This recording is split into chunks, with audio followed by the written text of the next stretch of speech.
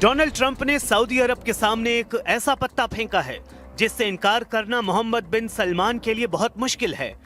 Trump ने F-35 fighter jet का offer देकर क्राउन प्रिंस सलमान को बहुत बड़ी उलझन में डाल दिया है।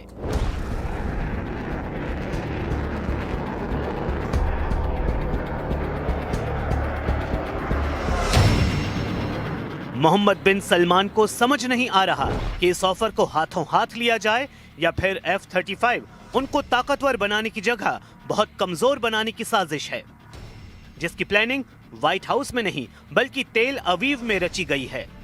इसी उधेड़-बुन के बीच मोहम्मद बिन सलमान के अमेरिका दौरे ने सऊदी अरब के दुश्मनों और दोस्तों सबको अलर्ट कर दिया है।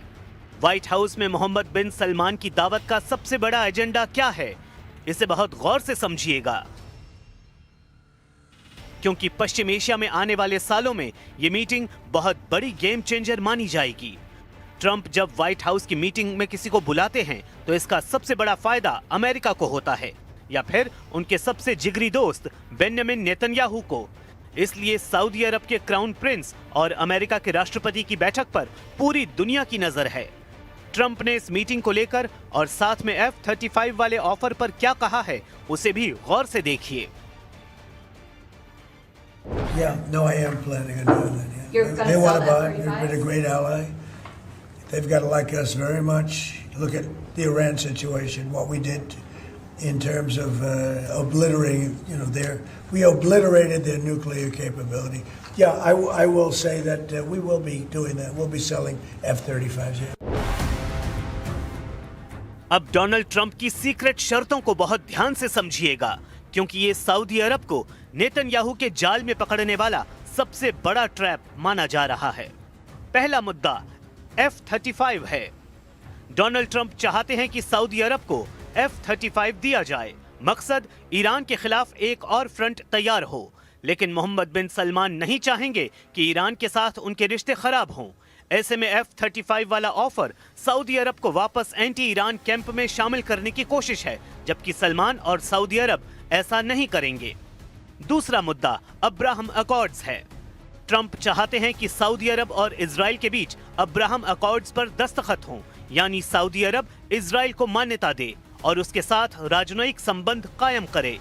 लेकिन सऊदी अरब कह चुका है कि जब तक फिलिस्तीन देश नहीं बनेगा, इजराइल के साथ रिश्तों पर कोई कदम आगे नहीं बढ़ाया जाएगा। गाजा में 2 सालों तक इजराइल की नॉन स्टॉप बमबारी देखकर अब पूरा अरब वर्ल्ड, खासकर अरब देशों के नागरिक बहुत ज्यादा गुस्से में हैं। मिस्र से लेकर जॉर्डन तक लोग अपनी हुकूमत से सवाल कर रहे हैं और यही वजह है कि इजराइल को लेकर सऊदी अरब के रणनीतिकारों के अंदर पसोपेश बहुत ज्यादा है। फिलिस्तीन को लेकर UNSC यानी संयुक्त राष्ट्र सुरक्षा परिषद में डोनाल्ड ट्रंप के गाजा शांति प्रस्ताव को पास कर दिया गया है। इस प्रस्ताव में गाजा में एक इंटरनेशनल फोर्स की तैनाती और भविष्य में फिलिस्तीन देश के लिए रास्ता दिया गया है। इसके लिए सऊदी अरब तो तैयार है, लेकिन इजराइल इसके खिलाफ है। वर्ल्ड स्टेज पर ट्रंप का प्रस्ताव तो मंजूर कर लिया गया, लेकिन फिलिस्तीन की जमीन पर मौजूद इजराइल की फौज इसके आगे रुकावट बन जाएगी। ये बात सऊदी अरब और बाकी अरब देश बहुत अच्छी तरह जानते हैं। यही वजह है कि अपने दुश्मन ईरान को घेरने के लिए डोनाल्ड ट्रंप ने नई बिसात बिछानी शुरू कर दी है। अगला युद्ध ईरान के साथ हुआ तो ट्रंप नहीं चाहते कि उसे कोई और मौका मिले। अमेरिका ने जून 2025 में ईरान की मिसाइल लॉन्च होते देखी हैं। इजराइल ने ईरान की मिसाइलों से अपने शहरों को उजड़ते हुए देखा है। यही वजह है कि डोनाल्ड ट्रंप ने ईरान के कई दुश्मनों को एक साथ एक्टिव कर दिया है। ईरान का पहला दुश्मन अमेरिका है, क्योंकि ट्रंप का हर फैसला अब ईरान को जाल में फंसाने की कोशिश मानी जा रही है। दूसरा दुश्मन इजराइल सुपर एक्टिव है, क्योंकि नेतन्याहू को यकीन है कि डोनाल्ड ट्रंप लगातार साथ देंगे। तीसरा दुश्मन सीरिया, क्योंकि सीरिया के राष्ट्रपति जुलानी को व्हाइट हाउस में बुलाकर ट्रंप ने बता दिया कि ईरान का एक और दुश्मन उनके साथ है। अब ट्रंप ने ईरान का पुराना दुश्मन सऊदी अरब, जो अब ईरान का दोस्त बन चुका है, उसे भड़काने वाला नया कदम डोनाल्ड ट्रंप ने उठा लिया है। 13 जून 2025 ये वो दिन था जब इजरायली वायुसेना ने ईरान के मिलिट्री लीडरशिप को खत्म कर दिया था। तब इजराइल ने अमेरिका से मिले F-35 फाइटर जेट का ही इस्तेमाल किया था और अब ट्रंप यही फाइटर सऊदी अरब को देना चाहते हैं। मोहम्मद बिन सलमान के साथ मीटिंग को लेकर डोनाल्ड ट्रंप ने एक ऐसा नया कार्ड खेला है जिससे निकली चिंगारी इतनी खतरनाक साबित हो सकती है। पूरी दुनिया समझती है कि इससे सऊदी अरब और ईरान की नई नई दोस्ती फिर से बहुत बड़ी दुश्मनी में बदल सकती है। इसे पश्चिम एशिया में ईरान के खिलाफ ट्रंप का बहुत बड़ा फसाद फैलाने वाला कार्ड माना जा रहा है। यानी मोहम्मद बिन सलमान को F-35 देकर डोनाल्ड ट्रंप एक बार फिर ईरान के खिलाफ सऊदी अरब को भड़काने का काम कर रहे हैं। अमेरिका और सऊदी अरब के बीच रक्षा समझौतों में F-35 सबसे अहम होने जा रहा है। इसकी गारंटी खुद ट्रंप दे रहे हैं।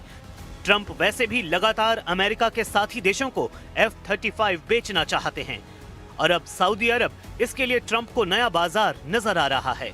लेकिन इस सौदे के बाद पश्चिम एशिया में या कहें कि अरब वर्ल्ड में एक नया तूफान आ सकता है।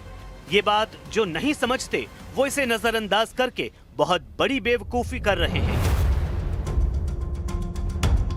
क्योंकि ईरान अपनी मिसाइल पावर बार बार दिखा रहा है।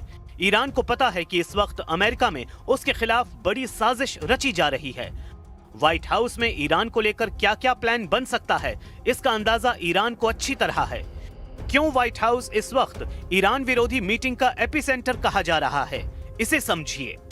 29 सितंबर 2025 को जब नेतन्याहू व्हाइट हाउस में ट्रंप से मिले, तब भी गाजा से बड़ा एजेंडा ईरान रहा। 10 नवंबर 2025 को ट्रंप ईरान के एक और दुश्मन अहमद अल शरा से मिले, जो पहले ISIS और अल कायदा का सरगना था, लेकिन अब सीरिया के राष्ट्रपति होने के नाते उसे ट्रंप का मेहमान बनने का मौका मिला।